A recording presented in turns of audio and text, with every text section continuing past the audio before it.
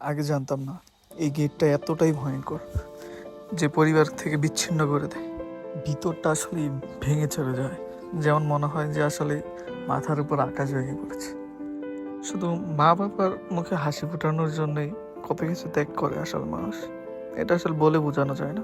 আর এই immigration gate পার হওয়া মানে জীবনের সুখ শান্তি মানে কোরবানি করা। উড়ন্ত পাখি দাঁড়িয়ে আছে তার গন্তব্যে যাওয়ার। তারপর ট্রানজিট হয় দোহায়, কাতারের।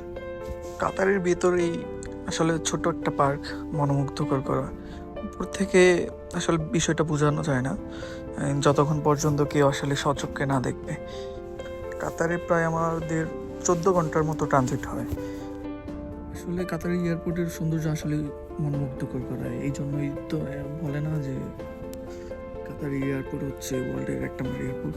যাই হোক, সৌন্দর্য উপভোগ করুন আপনারাও।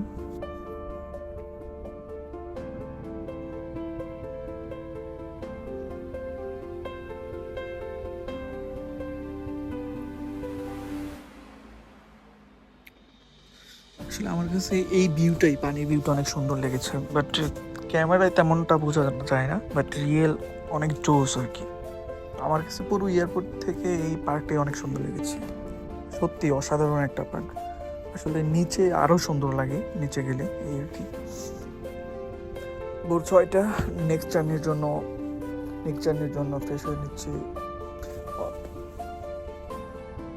অনেক খোঁজাখুঁজির পর অবশেষে 61 চলে আসলাম। এটাই হচ্ছে কাউন্টার, এখান থেকে হচ্ছে নেক্সট ইমিগ্রেশন পার হব। অতঃপর ইমিগ্রেশন পার হয়ে বাসে করে প্লেনের গন্তব্যে চলে আসলাম। সেই সাথে আসলে পুরো কাতার এয়ারপোর্টের ভিউটা আসলে সুন্দর, অনেক সুন্দর। জানালার পাশে বসে আসলে ড্রিম থাকে, এইটা আসলে আল্লাহ তাআলা আমাকে মিলাই দিছে। জানি না আসলে মানে কি বলবো, এই অনুভূতিটাই অনেক। আসলে আমি আমার লাইফে কখনো দেখিনি প্রতি মিনিটে একটা করে অন্তত প্লেন আকাশে উড়ে। এইটা আসলে কাতার এয়ারপোর্টে আসলে না আসলে বা এত ফাস্ট আকাশে উড়া যায় আসলে এটা জানতাম না। বাংলাদেশে তো এটা ভাই কোনোভাবেই পসিবল না যে প্রতি 1 মিনিটে অন্তত একটা করে বিমান। এটা তো মানে বাংলাদেশে আসলে পসিবল না, কি বলবো আর। এই দেখেন, এই কথা বলার সাথে সাথে আসলে আরেকটা উঠে গেছি। আমার সাথে সাথে আপনারা আসলে ভিউ উপভোগ করুন।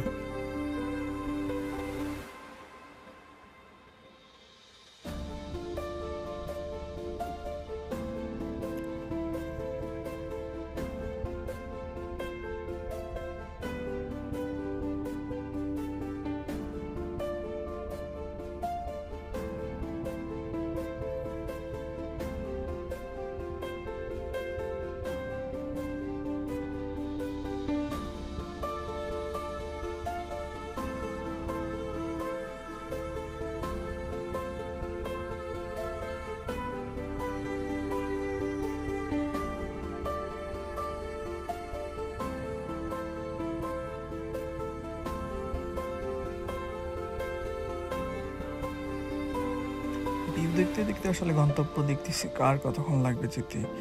আচ্ছা, তো হলে শুরু। অবশ্যই সিরিয়ার উপর দিয়ে যাচ্ছি। কি বলবো ভাই, জাস্ট মরুভূমি আর মরুভূমি, এইভাবেই। দেশের নামই দেখায় না, কলকাতা দেখায়, দেখেন। যাই হোক, অনেকটাই দূরে চলে আসলাম, সম্ভবত আর ঘন্টাখানিকের মতো লাগবে আর কি লার্নাকা এয়ারপোর্টে আসতে, এই আর কি। দোহা থেকে আবার দেখতে দেখতে চলে আসলাম লার্নাকা ইন্টারন্যাশনাল এয়ারপোর্ট, সাইপ্রাস। অতঃপর লেনদেনের আশায় দীর্ঘ। তাহলে সবাই ভালো থাকবেন, কথা হবে, দেখা হবে অন্য কোনো ভিডিওতে, বা হতেও পারে বা নাও হতে পারে। সবাই দোয়া রাখবেন। আসসালামু আলাইকুম।